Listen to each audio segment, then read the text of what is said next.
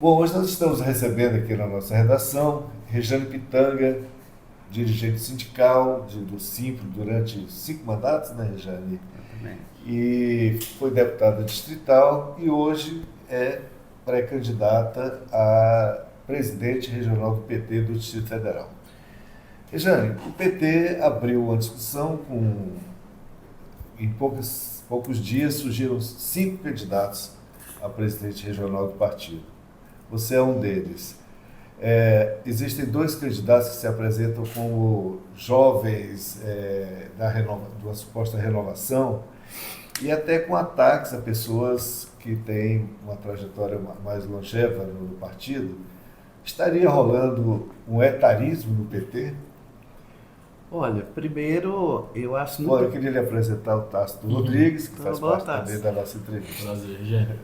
Primeiro eu acho muito bom ter jovens disputando a presidência do PT. E tem 2 pessoas menos jovens do que as outras 3. E eu acho que essa fala é meio complicada, né? Até porque hoje nós temos um presidente da República que está perto dos 80 anos, é um grande quadro político e vai ser nosso candidato, né, em 2026. Então eu entendo que a vida, ela pressupõe isso, né? E a gente precisa no PT de pessoas que tenham um compromisso com a renovação. Não basta ser jovem para ter compromisso com a renovação. É verdade, você tem cabeça muito mais velha. Então eu sempre lutei por isso. Tanto no movimento sindical, eu fui dirigente sindical dos professores e fui presidente da Central Única dos Trabalhadores, que foi uma experiência fantástica para mim, onde você conhece a totalidade dos sindicatos, a diversidade das categorias e tal. Então, nesse período que eu fui para a CUT, a CUT se abriu para a sociedade, né? Organizou o movimento à época do impeachment do Arruda. Então, a CUT não era só uma discussão meramente sindical, a gente reunia os jovens, a gente reunia as mulheres, a gente reunia o movimento LGBTQIA+, enfim, fazia discussão de cultura, fazia primeiros de maio com grandes participações popular. Então, essa é a minha cara. É isso que eu acho que o PT está precisando. Então, esse discurso é um discurso que eu acho que os ministros têm que rever. Né? Então, a juventude é muito bom e a juventude é uma fase da vida. Né? Então, eu acho que para dirigir, o PT precisa de renovação e precisa também de experiência. Né? Porque não é uma tarefa fácil. Não é uma tarefa que você faz só com discurso. Você faz, inclusive, com uma trajetória que te leva a pleitear esse espaço, que eu sei que é um espaço de muita responsabilidade. Né? É isso. Para além do discurso da renovação e do discurso da experiência, o que o PT precisa efetivamente fazer para se tornar, de novo, uma força política que volte a pleitear o poder na cidade, na capital da República? Olha, o PT é o maior partido de esquerda desse país. E aqui no Distrito Federal é o partido que tem o maior número de filiados. Nós já governamos o Distrito Federal 2 vezes, e foram 2 bons governos. Eu tive, inclusive, a honra de participar do governo do Agnello como secretário de Estado da área de criança e adolescente, uma das áreas mais difíceis, sensíveis, né? Mais sensíveis, né? Coordenei a derrubada do CAJ, a reformulação dos conselhos tutelares, enfim, a gente adequou o sistema socioeducativo à melhor experiência do país, né? Portanto, o PT, ele tem proposta, ele sabe governar, ele conhece essa cidade. O que nós precisamos hoje no PT? O PT precisa voltar a se aproximar da população, a se aproximar das periferias. Você precisa ir para lá, você precisa dialogar com a sociedade, você precisa voltar a participar das associações de moradores, você precisa participar dos conselhos, porque é controle social. Entendeu? É dialogar com a população, é voltar para lá. Né? Então, não pode ser um partido que gire só em torno de mandatos. Isso não está ocorrendo ultimamente? Não, não. Essa é uma das Não. suas críticas. Essa é uma das minhas E críticas. é uma das propostas de uma das suas concorrentes, né? Que é a jovem. Ah, tá certo, é ótimo, porque eu entrei no PT em 89, eu sou fundadora do PT, mas quase isso, né? E eu conheço toda essa trajetória do PT, apesar de ter militado, eu nunca fui dirigente do PT, em todos esses anos que eu sou filiado ao PT, a minha relação maior de militância sempre foi no movimento sindical, mas militante do PT. Né? Então, meu papel no PT sempre foi de militante. E fui candidato a deputada distrital em 2010, assumi o mandato, enfim. É uma experiência que eu não quero mais viver. É mesmo? Não quero. Né? Fiz bem, mas não quero. Não é? A gente tem que entender qual é a praia, né? Qual é a tua... Minha praia não é ser deputada. Né? Acho que tem... Qual é a sua praia? Não, minha praia... Eu gostei muito mais do executivo. Sabe? Gostei muito. Então, eu acho que... Não, eu acho que governo permite com que você realize mais coisas. Então, assim, nós temos um desafio enorme. Essa próxima presidente do PT tem um desafio de reestruturar o PT, de reorganizar os diretórios nas cidades, né, de reencantar a militância do PT, de fortalecer as zonais, dialogar com a população e fazer política, é isso. Né? Hoje, as pessoas, quando vão assistir, procuram uma igreja, né? Então a gente precisa não inverter essa lógica, porque as igrejas têm a sua importância e o papel delas, mas um partido como o PT tem um papel fundamental e mudou a história desse país. Né? E aí nós queremos voltar a governar o Distrito Federal, nós temos o desafio de ampliar a bancada distrital, né, de ampliar a bancada federal, de eleger a Érica para o Senado, e nós vamos disputar talvez a eleição mais difícil da nossa história, que é enfrentar a extrema-direita, né, que está no Distrito Federal representada pelo governador Ibanez, pela vice-governadora Celina Leão, né, pelas candidaturas que se apresentam ao Senado, majoritárias, proporcionais, enfim. Então essa é a tarefa. Por isso que o PT tirou um grupo de trabalho que está dialogando com mais 7 partidos no sentido de se fortalecer para enfrentar essa eleição. Fazer essa frente. Regiane, queria te perguntar em cima disso que você falou, da questão da eleição já de 2026. Na sua avaliação, o Partido dos Trabalhadores deve ter um candidato ao GDF ou os nomes que estão postos aí, como o do Ricardo Capelli, do Leandro Graz, podem ser opções? Isso tem que ser avaliado dentro da construção que está sendo feita. O PT tem grandes quadros políticos e qualificadíssimo para disputar. Então o PT tem o direito de pleitear. Né? Agora, se vai ser do PT ou não, é uma discussão que vai se dar dentro da frente que está sendo construída. Nessa frente, o que nos unifica é enfrentar a extrema-direita, é derrotar o bolsonarismo, né? E avançar no sentido de uma cidade muito mais socialmente justa, que não é o caso do Distrito Federal. Então a gente já demonstrou que sabe governar, que governa bem. Então o PT não tem problema de quadros políticos que possam assumir a dianteira dessa frente ou também apoiar outro partido que se julgar. É um debate coletivo isso aí, mas o PT tem todo o direito de pleitear. A gente teve a oportunidade aqui no jornal de entrevistar tanto o Leandro Graz quanto o Ricardo Capelli. E ambos falaram muito em unidade, né? Mas como você acha que consegue se fazer uma frente ampla da esquerda, sendo que, por exemplo, no próprio PT existe uma diversidade de ideias? Vai ser mais difícil construir essa unidade com os outros partidos, sendo que internamente o PT está nessa briga? Olha só, o PT não está numa briga. O PT é um partido democrático. Não tem nenhum partido que faça... Dono, né? O PT não tem dono. Então, quando se apresenta agora 5 candidaturas, porque o PT ele nasce construído em cima da diversidade e do respeito a essa diversidade. Então o partido tem um monte de forças políticas, de correntes políticas dentro do PT. Então essas correntes representam visões diferentes, porque senão a gente só tinha uma, né? O cara tem um partido democrático, um partido que vai para um processo de escolha para escolher o presidente regional, a chapa regional, o presidente nacional, a chapa regional. Não tem nenhum outro partido que faça isso. Né? Não é um partido de coronel, de caciques, é um partido que tem democracia interna. E eu acho que é isso, nessa frente tem pessoas se colocando, enfim, isso é resultado de um debate coletivo. O PT não tem problema nenhum.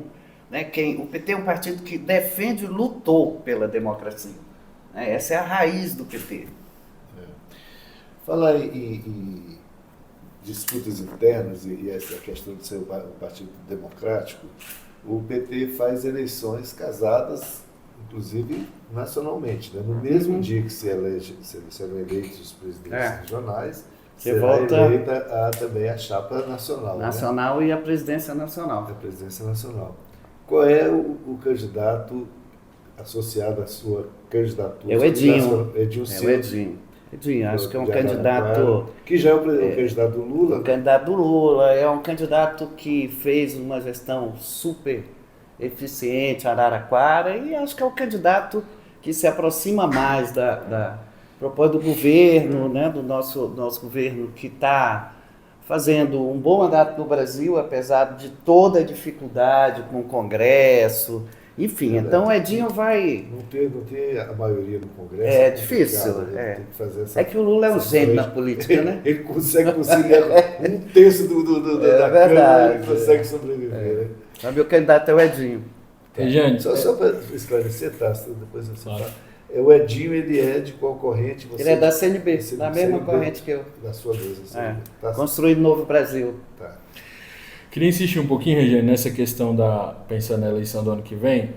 A gente tem visto muito a discussão em torno do discurso, né, da esquerda e, inclusive, no início desse ano, uma das primeiras reuniões ministeriais, o presidente Lula até, de certa forma, fez uma autocrítica dizendo que o governo devia pensar de uma forma diferente em relação, por exemplo, aos trabalhadores, que talvez hoje os mais jovens, principalmente, tenham uma visão mais empreendedora e menos de CLT, aquela coisa.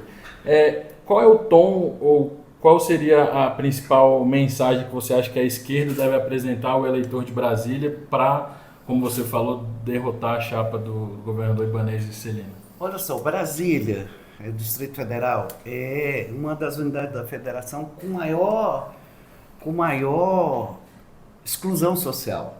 Então, primeira coisa é você trabalhar políticas e programas que beneficiem a população de baixa renda. Brasília não é uma ilha da fantasia, né?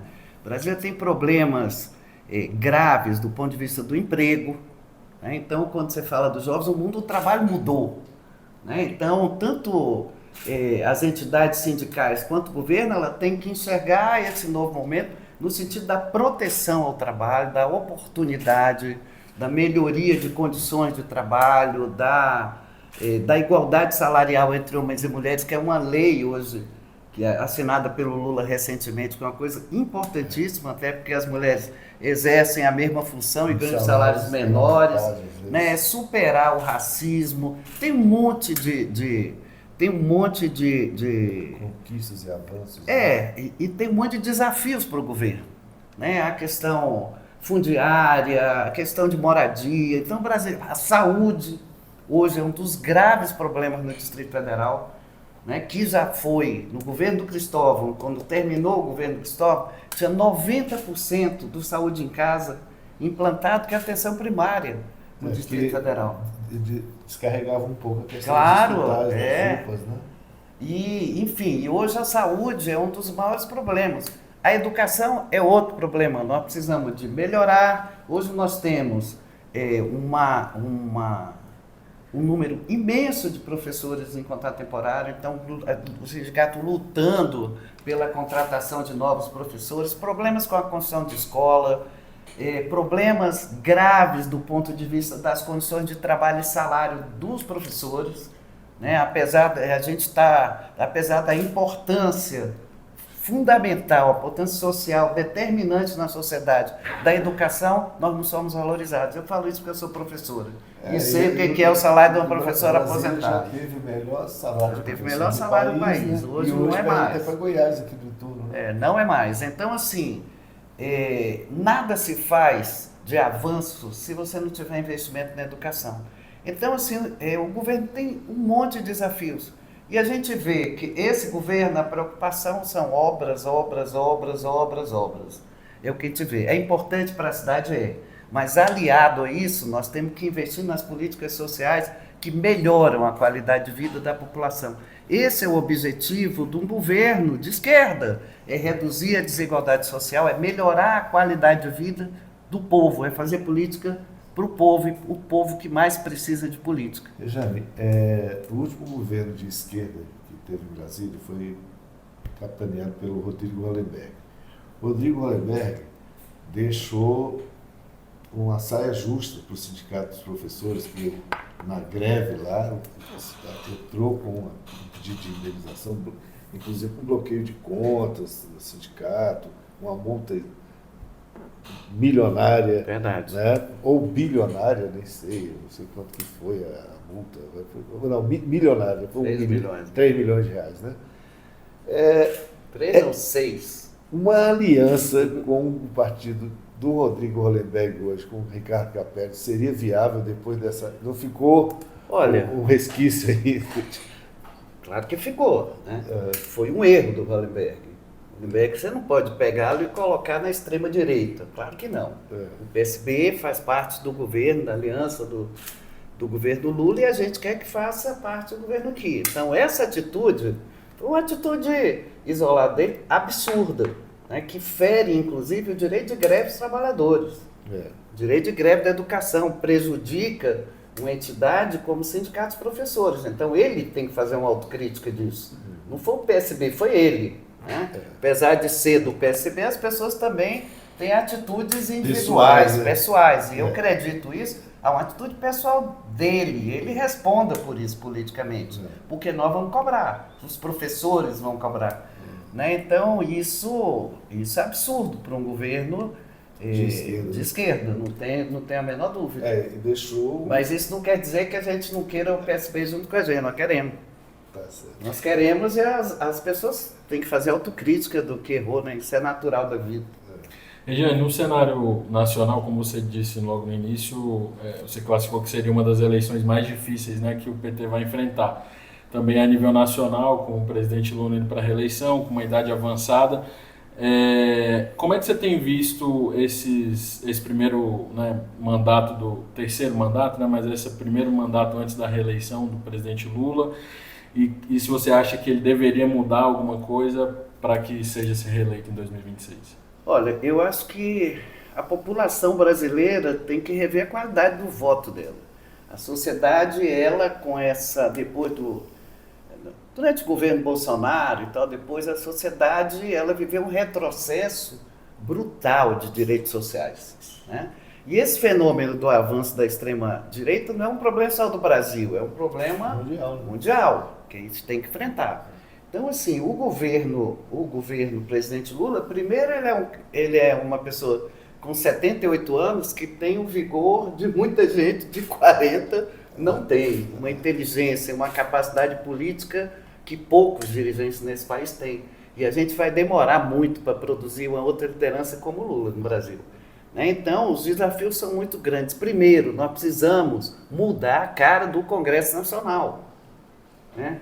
Mudar a cara do Congresso e do Senado significa eleger pessoas que têm um compromisso com as mudanças sociais. Então, essa é uma tarefa dos partidos políticos. Né? Então, o que acontece hoje é que o governo tem uma dificuldade enorme, né? Você paga um preço muito alto pela composição do Congresso, que não tem nenhum compromisso com os avanços sociais. Né? Quando a implantação dessa questão das emendas parlamentares, que é um direito dos parlamentares, agora não pode virar o que virou, que foi no governo Bolsonaro. Então, esse dinheiro deixa de ser Terceirizou empregado, o governo. terceirizou, deixa de ser empregado em áreas fundamentais. É. E mesmo assim, o governo Lula está mudando a cara do Brasil, com programas. Aprovou a reforma tributária. Né? E programas voltados à melhoria da qualidade de vida da população mais pobre nesse país. Então, é um desafio grande, porque a gente tem, a sociedade sai do armário, sociedade racista, homofóbica, misógina. Você vê agora a morte do Papa, algumas mensagens nas redes sociais absurdas, cruéis, né? Uma pessoa que teve um compromisso enorme com as mudanças, né? Como o Papa que a gente faleceu. encaminhou aqui um pouco para o final, não sei se o Tássio teria alguma pergunta ainda importante assim, para fazer, mas eu queria que você, voltando lá no início da questão da renovação de nomes do PT. O PT recebeu recentemente algumas filiações importantes. O Marivaldo Pereira, que está no Ministério da Justiça, saiu do PSOL, chegou a ex-reitora Márcia Branco, que vai Márcia ser Branco, dia 29. né, do Oliveira, né, que está chegando dia 29, entre tantas outras pessoas que podem chegar com potencial de mudar um pouco a cara do PT, mas tem pessoas que chegam com um discurso, com um compromisso com coisas históricas do PT. Como é que você vê essa mudança, não só de